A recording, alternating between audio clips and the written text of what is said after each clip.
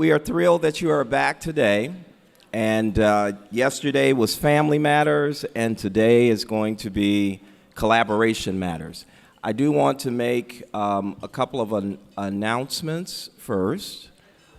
Actually, I'll save it till after the session. I'm going to go ahead and invite our panelists to come to the stage.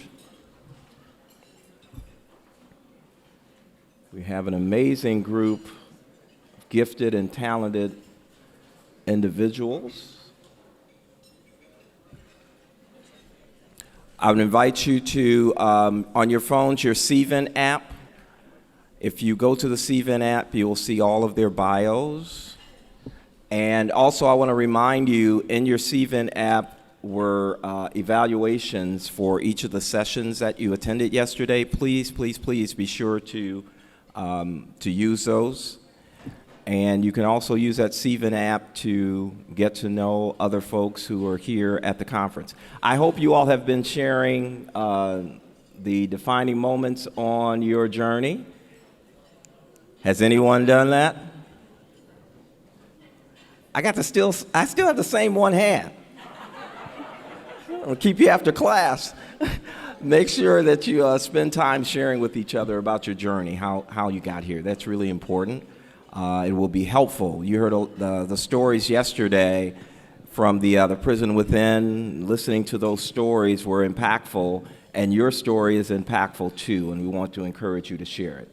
So I'm going to introduce Dr. Chris Plum, a brilliant educator who is going to serve as the MC for this panel. Dr. Plum. Hey, thank you, Henry. Thank you, everybody. So fantastic to be here. So great to see faces and hear voices that I'd only heretofore heard on the computer screen. So it's great to be here with you all. We're going to jump right into this panel, and I'm going to introduce my esteemed colleagues here. On my direct right, this is Ms. Denise Smith. Denise carries a wealth of experience as an early childhood leader in Detroit and throughout the state of Michigan, rooted in her deep personal commitment to children, families, and community. She's a 30-year veteran in the field of early education. Denise is a native Detroiter. More than 12 years has focused her efforts on collaborative, community-based work to improve the early childhood education and care system for children and families in our most vulnerable communities here. She's led system building and coordination in Detroit, Flint, and for the state of Michigan. So give it up for Denise Smith. Denise Smith.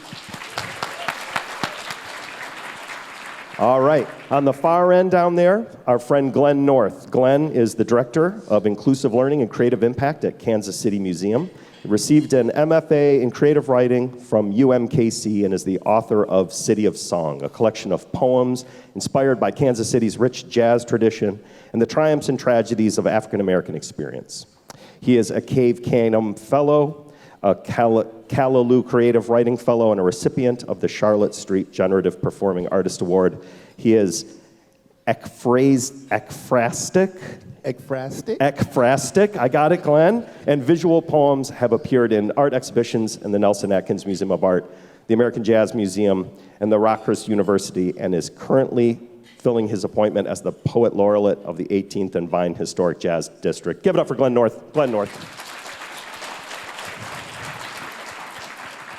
All right, and lastly, but not leastly, Darian Smith. Darian, good to see you. He traveled a long way to be here. Mr. Smith has a bachelor's degree in child and youth development, master's degree in restorative practices, focusing specifically on youth counseling, and is a Ph.D. student at the Durban Institute of Technology in the Department of Management Sciences Peace Building. Mr. Smith has a diverse range of skills that assist with creating a conducive environment for community development and its beneficiaries in the form of designing and facilitating therapeutic interventions.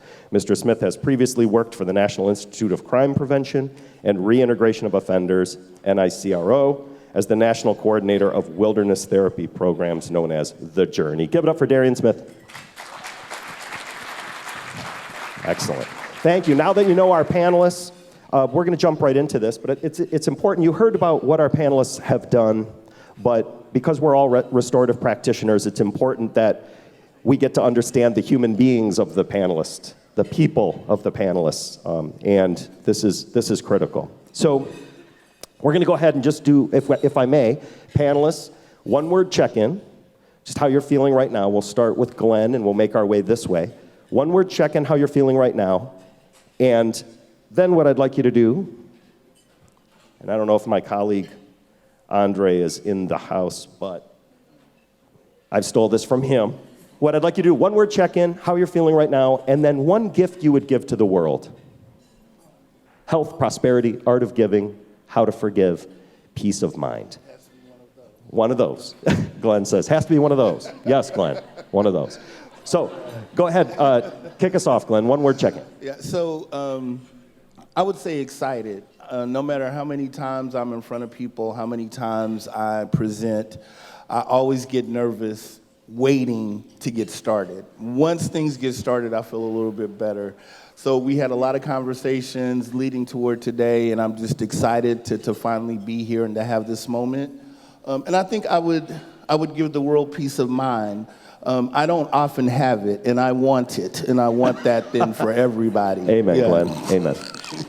Thank you, Glenn. Darian, one word to describe how you're feeling right now, one gift you would give to the world. Good morning, everybody. How I'm feeling right now is really anxious. I'm just hoping that everybody can understand when I'm speaking. And the one gift that I would want to give to the world is how to forgive. Where I come from is a lot of pain and trauma, South Africa, and how to move past that pain into a place of forgiveness. Thank you, Darian, thank you. Denise. Good morning, everyone. I think you just kind of get up on that. All right, good morning, everyone. I am feeling very reflective about my work, about the journey, about what I might share with you today, and my gift would be peace of mind and spirit, because I think they are conjoined and necessary for us to move forward in a productive way. Thank you, Denise, thank you. And I think my word is ready. I'm ready to go and start diving into this material, and I think the gift I would give to the world is peace of mind. I think we could all use it right around now.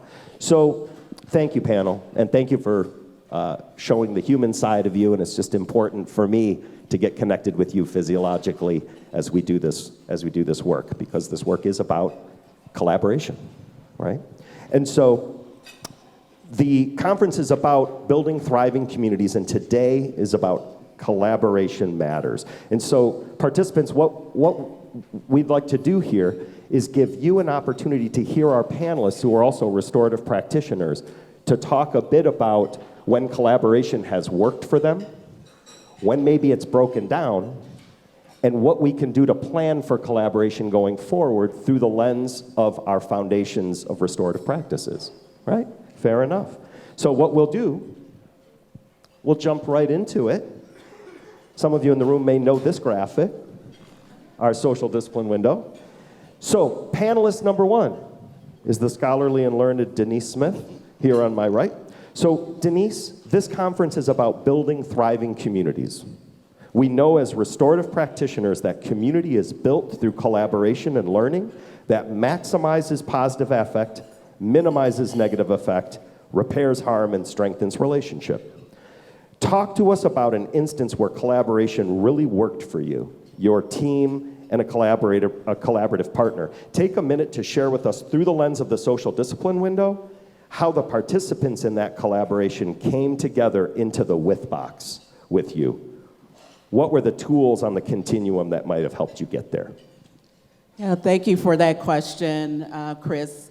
As you shared in my introduction, the last 12 years of my work really has been with system building and collective action. My most recent charge has been to lead a citywide effort for early childhood called Hope Starts Here. And that effort is really making sure that all early childhood efforts and initiatives are connected across the city to build on a promise that we made to young children birthed at age 5 and 8 in some cases, and their families. We wanted to make sure that these children were thriving, they were prepared, healthy, and successful in any of their next steps. And so that meant bringing together a number of community partners around a framework that was catalyzed by the magnitude of unmet need for young children and families in this city. What I mean by that, in 2016, there was a service gap of families who might have needed childcare of around 28,000 seats. That magnitude of unmet need came to the attention of the Kellogg and Kresge Foundations, and for that reason, they decided to bring folks together and understand what it was underneath that and how they could support it. And so in 2016, we embarked upon an unprecedented community engagement process that included 18,000 residents sharing their wants, their desires, their hopes for their children and themselves as a family. And so out of that came a community framework. I'm giving you context so you can understand the journey and how we actually arrived to the place of being different with each other and for each other. So Hope Starts Here is comprised of 6 imperatives, 15 strategies, and 26 policy priorities. That's the framework. Those imperatives are looking across the continuum early development, from the health and well-being of children and their families to the education of those professionals, to facilities, the system itself and how it's sustained and built, and all led by community partners. Those community partners are critical in the work and understanding how they would lead. So in coming on board and actually having the honor to lead that work, it was important for me to use community partners who had trust of community members, who were leading in one of those areas, and who could take the work forward. Now, what I also want to share as context, being a native Detroiter, is that there has been a lack of resources historically, a perception around what Detroiters do and do not do and how they behave, and which has led to some dysfunction amongst us. So it was important for me, and really looking at the window here, it was important in beginning this work that we began to dismantle some of the distrust and start to work together differently. I wanted us to think about our work in the context of family, in the context of community, as we came together to build this initiative, this system that was actually supportive and responsive to the needs of community, to family, and to young children. And so the underpinning or primary principle for us was to make sure that we were doing things with and not to, which obviously is at our highest point here. And that included parents, that included all of our partners, that included stakeholders. What we wanted to do was begin to explore possibilities. So to move beyond what we were currently doing, to move beyond the mistrust and some of the behaviors that were holding competition and inequities in place. That required that we actually started to think differently and certainly behave differently. So selection process was primary for me and my team as we came online and started to think about who would be engaged in the process to help us implement, because we wanted to implement using a distributed leadership process. That meant each of us was holding power. Each of us had a charge to lead in a specific way. In addition to that, it was important that we had not only this common vision, which is laid out in the framework, but that we had a common understanding of that vision and common tools and metrics so that we could tell a common story and our narrative could be built upon and proven out through evidence. That required us to, as a team, not only support our imperative leads who were leading around those 6 imperatives, those community partners, but to create these tools and processes by which we would bring them together on a monthly basis to talk about what it was that they were doing, the progress they were making, their outreach to action teams, which were other community members and stakeholder groups, to begin to understand how we were moving towards ensuring that children were reading at grade level, that they were kindergarten ready, that we were beginning to shift the economic status of families in the city of Detroit so that they could sustain their children and understood what that meant. Those community stakeholders and partners had those action team meetings. We bring them together as well so that they could talk across all of these different sectors and understand in totality what it means to move together and to move in concert. I would say that one of my greatest rewards was not to be able to, or have to instigate communication between these partners, but to see them do it on their own. For me, that was the greatest success in the implementation of Hope Starts Here. Because as I stated to you, this community has been competitive because they felt a lack of resource. They've had to settle for mediocrity because that was ingrained in us, that this is as good as we can do. This is as much as we're going to get. And I charged them, I challenged them to think beyond that. So for them to not only think beyond that, but to think of beyond that together was incredible. And an incredible shift in how we behaved in the city for young children. That in addition to seeing some shifts in not only the seat gap that I mentioned at the beginning, because currently that gap is at 17,000, still a lot, but certainly improvement from where we were.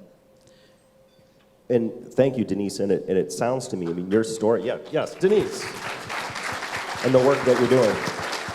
But what you just shared, if I may, Yes. as I was listening, the idea of preparation. You know, you didn't put people into rooms and assume that people would feel safe, that trust would be built. It sounds to me that you did a lot of thinking, strategic thinking about readiness, about safety. We know from President Klingman's work on restorative practices in organizations, allowing people to have courage to be known. But you didn't take that for granted. You were intentional about the degree of structure, but also nurture to make sure that you could be in the with box with folks who probably historically have fewer reasons to trust and be courageous. So it's amazing. Yeah, absolutely. Thank you, Chris. If I can just extend that thought a little bit. So one of the things I certainly wanted to counter was how we, my team, myself, were perceived by these partners. I've done a lot of work, as Chris shared with you, from leading community efforts to working at the state. And so when Hope Starts Here was formed, it was intentional that we are not formed as a nonprofit to compete with other nonprofits. Regardless of that intention, folks still perceived us in that way. And I did a lot of work to make sure that my community partners understood that I was in this work with them to support their work in specific sectors and not to be in competition. Yeah, and I would imagine approaching those partners, if we talk about the continuum, affective language, probably key in every room, right? To disarm or to get people to challenge stories that they're writing for themselves. So thank you so much, Denise. So a terrific example of what happens when collaboration goes well. If we start out with this idea that we want to, no matter what, come what may, stay in the with box as often as possible and try to maximize positive effect. But sometimes that doesn't work, right? So, Darian, we know that there are often breakdowns in collaboration and that interactions with collaborative partners don't always go as planned. Talk to us about a time when this was your experience. How can you view this breakdown in the context of the social discipline window here for our participants, or our participants, and what did you learn that potentially could have changed the outcome. How does the continuum support that learning? Thank you, Chris. I just want to give some context in terms of the community from which I come from. I'm from a community called Wentworth, and during the apartheid era, people of color were placed in close by to industrial areas. And in those industrial areas, we would have oil refineries, various factories. So people of color, when placed there, the intention was to have them work in these factories and work in these refineries. So as you can see, where we're sitting on the stage, as far back as the cameramen are, we have one of the largest petroleum providers for the country, which is called Engen.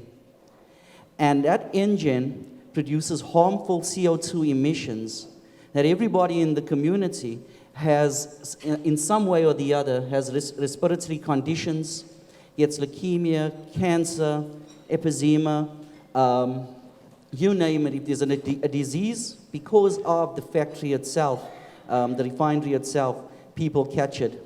So there are adjacent communities as well, and it compromises of 200 to 250,000 people that where an industry is dead center in the middle of it.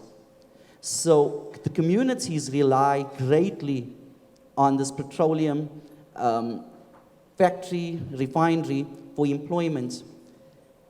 Our concern and our fear is that should an explosion happen, it will wipe out all 250, 300,000 people in that community. So what Engen has done is they dangle a carrot in front of us constantly. They say to us they will provide us with clinics, assist us with education in regard to building up our schools, do community service initiatives. And what we do is we attend these meetings. They form committee after committee. We go through so many meetings, and each time they send a different representative. Their income ranges in trillions and trillions of dollars, and yet the community in which they are to serve has about a 65% unemployment rate.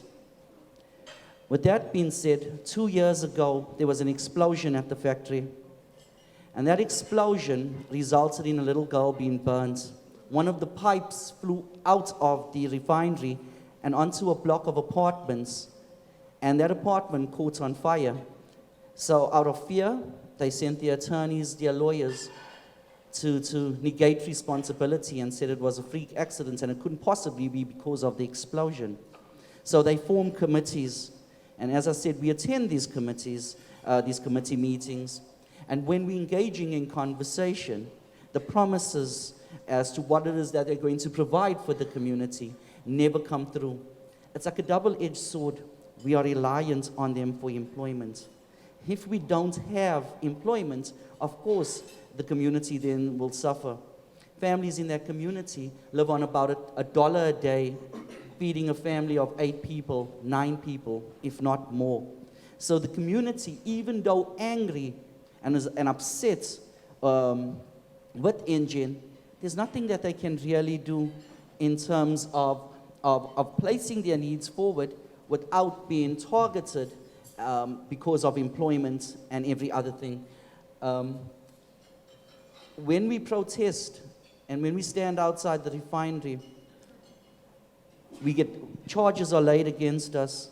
We have to appear in court. And the refinery knows very well that we cannot afford those costs. So they weigh us down. They weigh us down. Court cases keep getting reprimanded, irrespective of how much we try to engage with them. There's an African saying, in order to catch a monkey, you have to go very slowly. You cannot run to a monkey and catch it. So what they do with us, we the monkeys, and they walk very slowly towards us, and they eventually catch us all the time. So that we are sitting in the window of punitive. They got high control because they control the community in terms of employment. And they are very neglectful as well. So what they decided to do after the explosion is close the refinery down. And I think it's more or less to show us a point So as much as we don't want the refinery there because it's causing so many diseases, we in the same breath, we're saying we need you for employment. We need you to support the endeavors that we want to push forward within our community. And this battle is ongoing. I've got many friends and colleagues that are charges are being laid against them. And if a charge is laid against you within in our country and you have a criminal record, you have no you do not get employed, cannot open up a bank account, a clothing account, purchase a vehicle, travel anywhere across the world because you will not get a passport. So they know very well what it is that they are doing. So that collaborative partnership is something that you're walking on thin ice constantly with, very mindful and conscious as to what you say so as to not rile up the lions. So they got us exactly where they want us. And that is a breakdown in terms of the relationship that we have with this opposed partner. Yeah, Darian, thank you for sharing.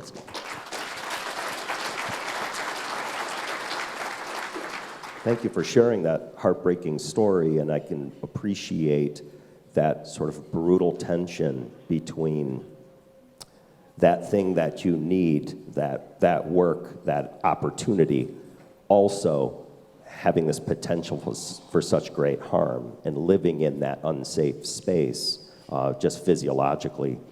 You know. Can I add something? There are many organizations and groupings within my community. So what NGN does is they do this divisive thing where they call a group aside and have a conversation with them.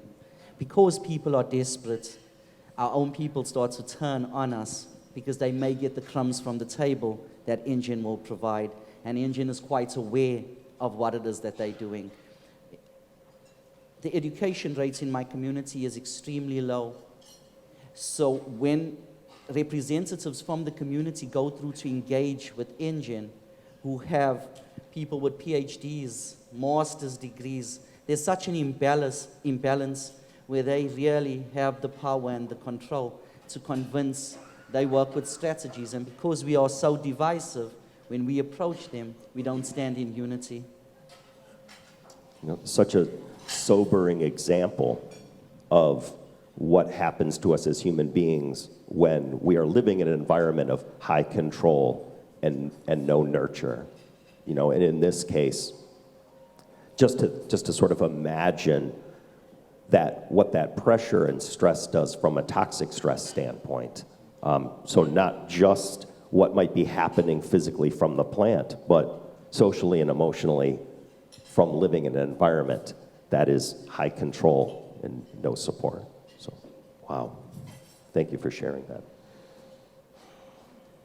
So, what does it take then, as we're looking forward into our collaborative partnerships, to ensure that we can get in that with box, which we know can be elusive, you know, to find that balance of both structure and nurture, that pressure and support. And I think it's really, really important that we think about these things before we go into the collaborative meetings. We have to be intentional, much like Denise was talking about early on. Lots of strategy, lots of thinking. So, Glenn, what we know to be true is that restorative meetings, collaboration, successful partnerships begin with planning. What is a collaborative exercise or event that you are planning now? And what specific restorative protocols, tools, or practices will you use as to increase the likelihood that the collaborative exercise or event will work to bring partnerships into the with box? Could you repeat the question, please? No. There's a lot to unpack in there. But I have to offer a little context. I am the Director of Inclusive Learning and Creative Impact at the Kansas City Museum. In most museum spaces, that would be the Director of Education. And so I just have to tell you a little bit about who we are as an institution. The Kansas City Museum opened back in 1940 as a natural history museum. So there were stuffed buffalo and polar bears and igloos. And so it was kind of a natural science, natural history museum. It closed in the early 2000s. The city was trying to figure out what to do. In 2014, our executive director, Anna Marie Tutera, felt that the museum could possibly go in a different direction and become a city museum, meaning we would study, or attempt rather, to tell the story of the history of Kansas City. We would do so from the 1600s to the present, and that we would employ restorative practices methodology to our exhibits and our programs. And so that was a new concept in the museum space. But what that basically means is that we will make every effort to amplify and augment the voices of narratives that have historically been overlooked in the museum space. So we are a multicultural museum. We talk very openly and candidly about the Native American presence in Kansas City. We talk about the forced removal of Native Americans. We talk about slavery and the fact that Missouri was a slave state and very much aligned with the South. We talk about redlining. We talk about the immigrant experience in Kansas City and all of these things that have not typically been discussed in the museum space in our part of the country. And so,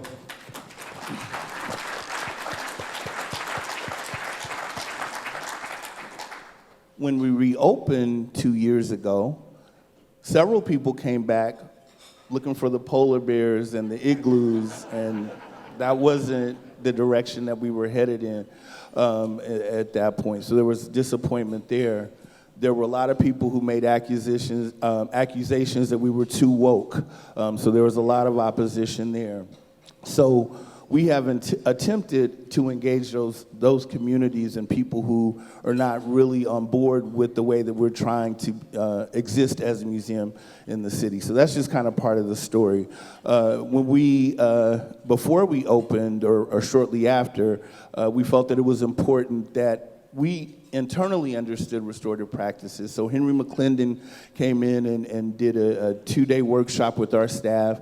We had some issues internally that needed to be resolved, and Henry helped us to work through that. So that was great.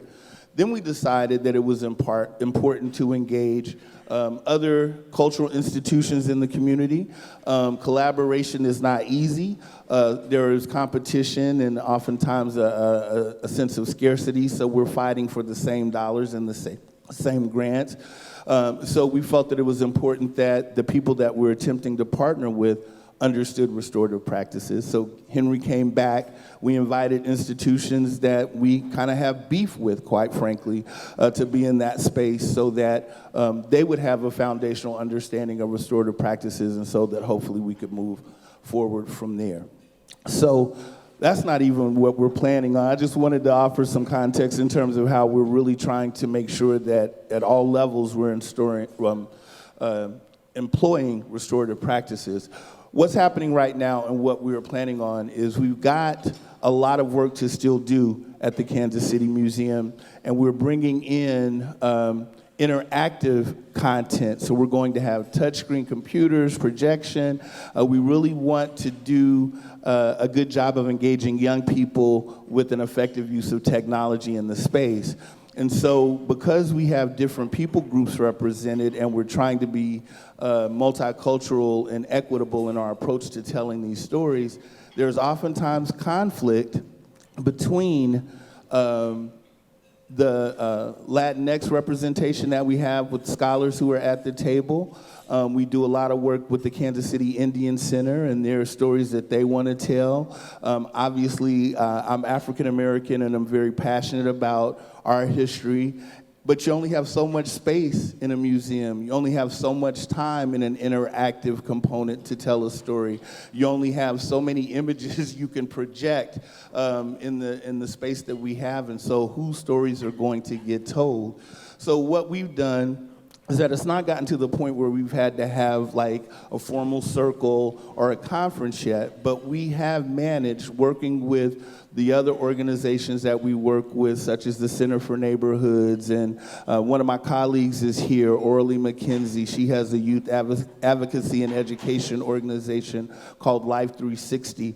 We are all having conversations about whatever it is that we can't get in the interactive components, how can we address it in other ways? How can we create programs that will also tell stories? How can we create a series of conversations that will allow people from the Kansas City Indian Center or from Life 360 or from the Center for Neighborhoods to tell the stories that they want to tell that we couldn't fit into the interactive components, and giving those organizations agency. So we just provide the space, and those organizations can then come in and tell the stories that they feel are important to tell, and we're doing that work with them instead of for them or trying to tell the stories to them, as has typically happened in a lot of museum spaces. We give a lot of agency to the community and to the partners that we work with. And then finally, I am, as Christopher said, a poet, and we are in the process of implementing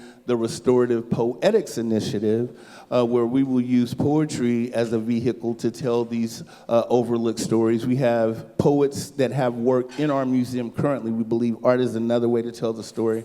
We've got work from Joy Harjo, a Native American who was former poet laureate of the United States. We've worked with her. We worked with Detroit's own Jessica Care Moore. I don't know if you know her, but she has poetry. All right, awesome.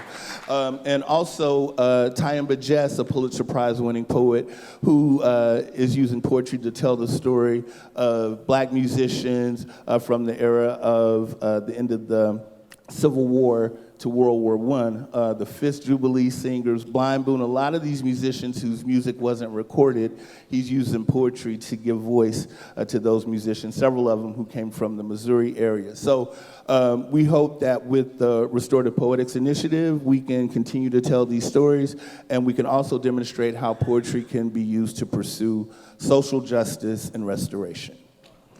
Yeah, thank you, Glenn.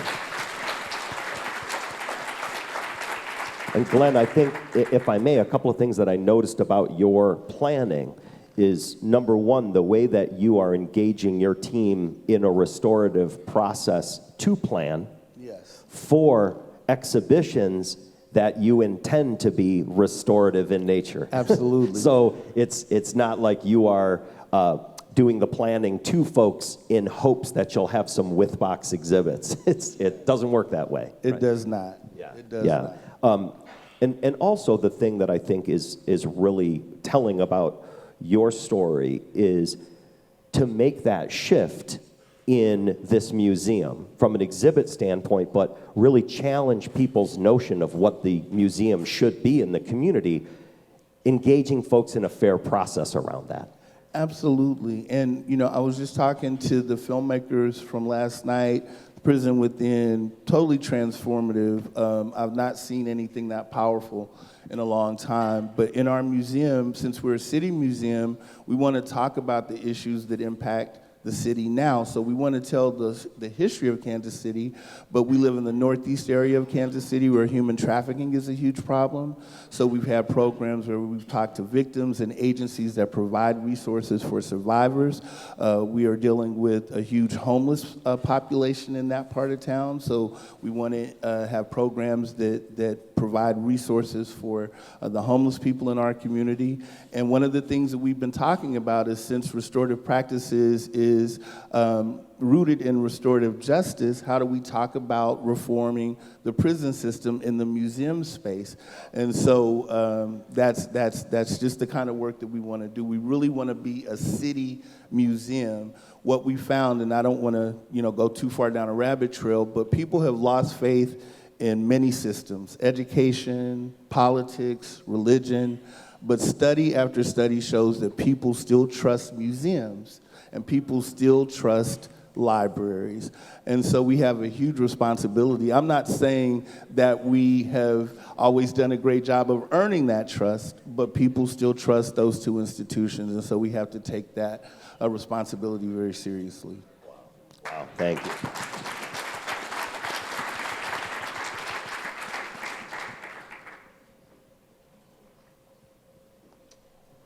I have the continuum up here. So we've just heard these super compelling stories about when our restorative collaborations go well and why that is from the participants, the panelists' perspective.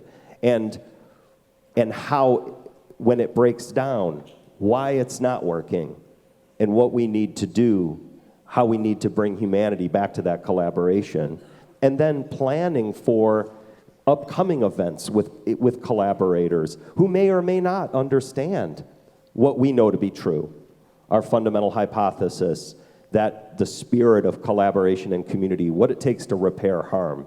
And so we have to be thinking as we're approaching our collaborative partners who may not speak this language and look through the lens and live through the lens that we do, how intentional and purposeful that we have to be.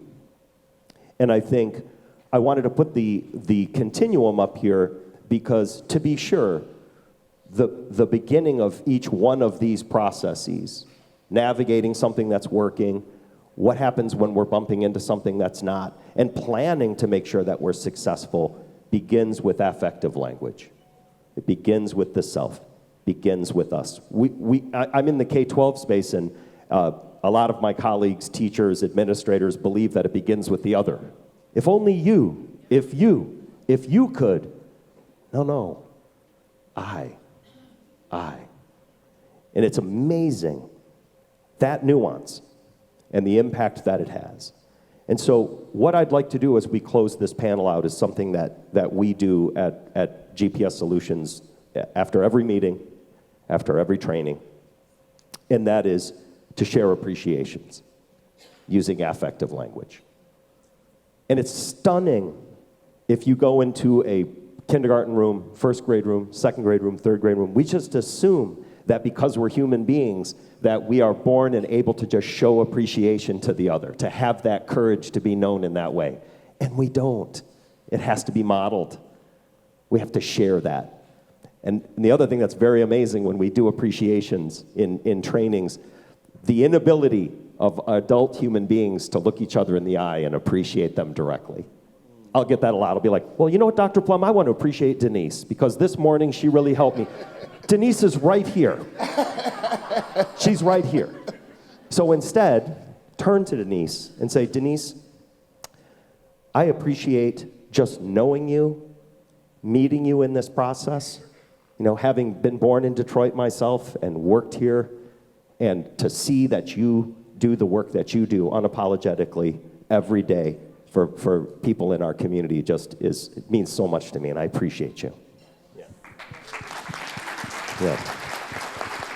It's not easy to do, but it's so critically important. And so what I want to do is just give our panelists an opportunity up here to appreciate one another up here or somebody in their life or their experience. And I really wanted to give them as human beings this experience, but also model for us and our audience, if there's a takeaway in your planning, build in appreciations, build in humanity. Because to be sure, what we're hearing here are three individuals who are unapologetic about trying to infuse humanity into the work that they do. And in Darian's case, like he said, they're people with Ph.D.s who are super smart people trying to suck the humanity out of the conversation. Because to bring humanity to it would have great implications, probably. So we got to bring humanity back into this. So I want to just open this up to the panel, take a moment of appreciation, and all I would ask, if it's somebody on this stage, appreciate them directly. Well, I just wanted to say I really appreciate you, Darian, for sharing that very profound story. I mean, I'm thinking that we're doing important work in the Museum of Space, but to hear that, lives are actually being threatened and people's livelihoods are being impacted by this breakdown, I just want to encourage you, and I can tell that I can look in your eyes and tell that you're still hopeful in spite of all of the opposition, but I just am really grateful to share the space with you today. Thank you so much. Yeah, that's how it's done, by the way.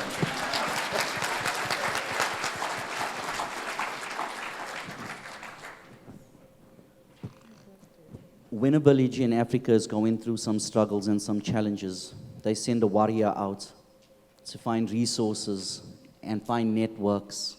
I was that warrior that they sent out from our village to come and find people who are able to impact me, educate me, teach me, so that I am able to take those teachings back home, so that our villages, our communities are able to thrive. So I'm appreciative of everybody sitting in this room who's able to provide me with knowledge, education, information, so that I could go back and be a resource and an asset to my community so that they are able to thrive. But there's somebody particular in this room that I am so grateful for, who changed my trajectory on life and the way I saw it.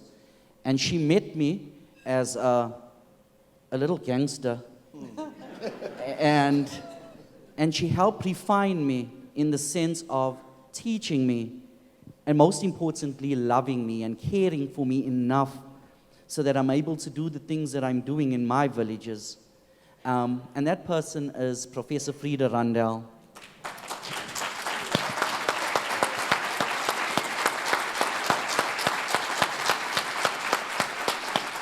I call her mother because I see so much of a mother. She's just like my mother.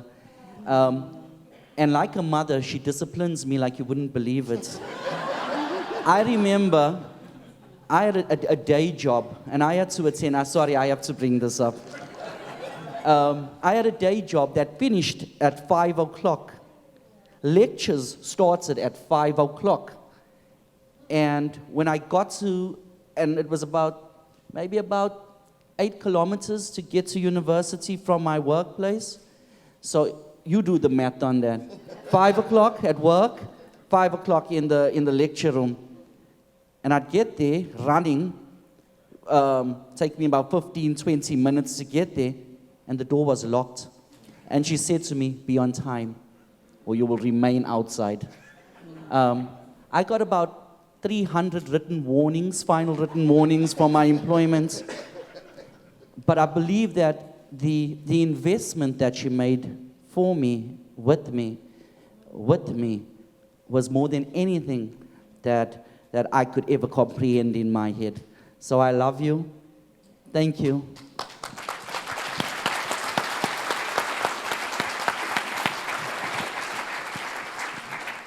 Well, I too am very appreciative of all of you being here and traveling from your various locales to be with us, to hear our stories and have us share with you.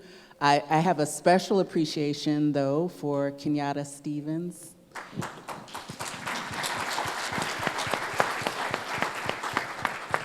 Kenyatta, I appreciate you for leading Black family development with such integrity, peaceful spirit, intelligence, and wisdom. Every day that I'm in your presence, I learn something from you, if it's not just to be more calm, because you exude that, and your steady pace to make sure that children and families in this community have what they need. Thank you.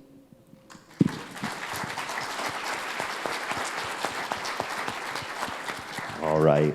And because I get the final word on appreciations, because I have this mic, I just want to appreciate each one of you for the work that you do in your communities, in your work, unapologetically,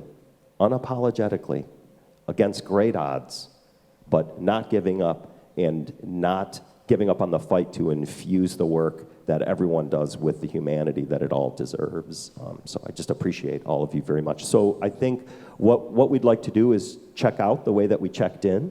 So if you will do this, panelists, if you will just go ahead and give us one word to describe how you're feeling now, and then one tidbit of information you can share with our participants out here as they go forward in their restorative journey. Okay, Glenn, you want to kick us off? So I feel relieved that this panel is over. And I can get back to my life. But I would just say that one of the things that is important is just fearless self-interrogation. The only way you can do this work is if you are willing to confront yourself and to do the hard work of making sure that you are leading by example and not just telling people what they should be doing.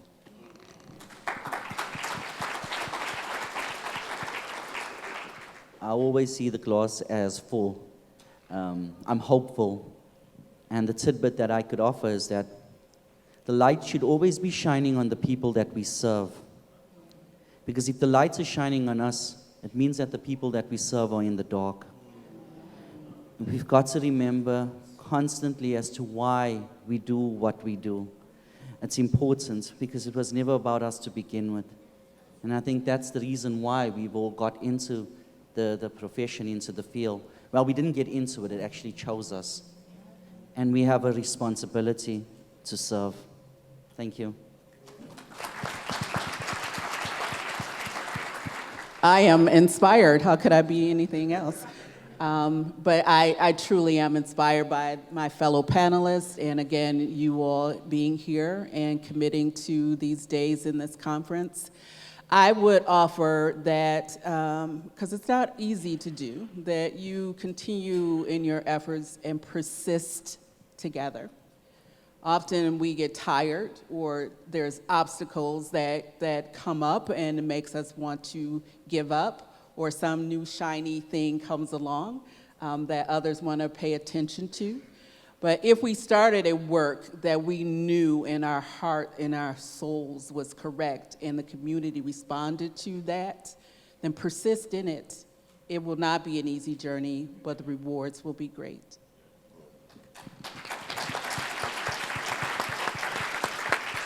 Thank you all so much. And I think my checkout word is humbled. I'm so humbled to just be with you and to know all three of you, really, and that you are doing what you're doing in the world. And I think the tidbit that I would share, the longer I've done just this human work and restorative work, the longer I realize that as human beings, we're just basically wired in a binary way. You know, avoid danger and move towards safety, right? My body didn't know before I came up here that I was coming up to sit on a panel with esteemed colleagues and not go into some battle, right? So physiologically, I was like, you know, and I think, and I had to tell myself, and so my tidbit for you is, recognize that we want to move toward safety and toward courage, and that restorative practices is the art and science of doing that. It gives us the tools to help direct ourselves and others toward safety and toward courage. And if I was to give you a tidbit, it would be lean on this left side of the continuum, affective statements, ask yourself those affective questions when you're on alert, and that will help you stay connected to yourself so that you can be of service to the other. Stay connected to yourself and the other using your affective tools, okay? So, thank you so much. I'm going to hand the mic over to Henry McClendon, the esteemed and learned Henry McClendon. But let's give our panelists one more round of applause for being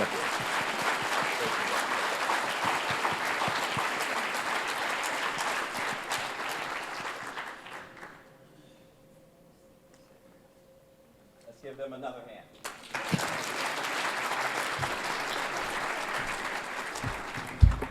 I want to thank the entire panel, and I'll invite you. I'll give you. You guys can. We won't make you stay. That's our cue. Get out. I want you to be able to rest easy, Chris. It's okay. So again, we designed this conference. We hoped it would be a little unique, and so part of that uniqueness is enabling you to have more conversation. What did you just hear? What stood out for you? And so we invite you to have this conversation at your table. What's one thing that stood out during this discussion? Collaborative partnership.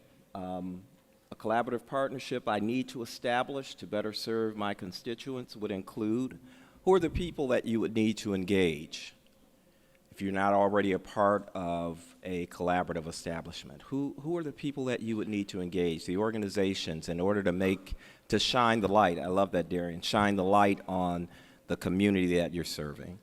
Or if you're already in a collaboration, one thing our collaborative partners can do to improve outcomes for our shared constituents is what? What could we do together? We talk about the theory of aligned contribution, where there's a high level of support and a high level of expectation where you align your work to impact whatever community it is that you're serving. What could you do better based on what you've heard today? And then lastly, one thing I need to consider prior to each collaborative meeting to ensure we all remain in the with box. Sometimes there's an elephant in the room, and before you can get to what you need to do, you've got to deal with the elephant, all right? So what are the questions that you would need to ask?